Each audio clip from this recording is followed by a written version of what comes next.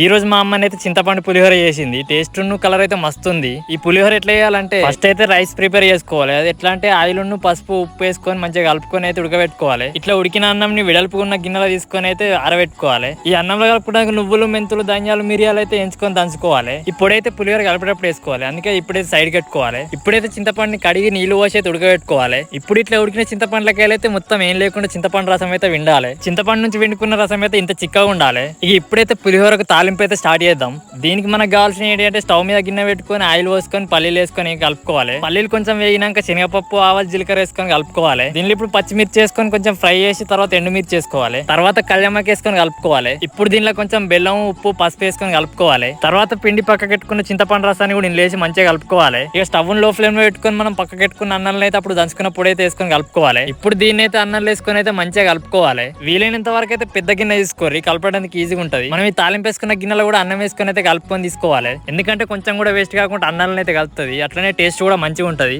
ఇప్పుడు ఈ అన్నాన్ని మూత పెట్టడానికి వీలుగా ఉండే గిన్నెలను అయితే తీసుకోవాలి. గంతే మన పులిహోర అయితే రెడీ అయింది. ఇప్పుడైతే వేసుకొని తినుడేగా. పులిహోర టేస్ట్ కలర్ పర్ఫెక్ట్ వచ్చింది. మీరు ఎంత మందికి చూడంగానే నోట్లో నీళ్ళు తిరుగుతున్నాయి కామెంట్ చేయుర్రి. నాకైతే మస్తు నచ్చింది పులిహోర అయితే. మీలో ఎంత మంది పులిహోర అంటే ఇష్టమో కామెంట్ చేయుర్రి.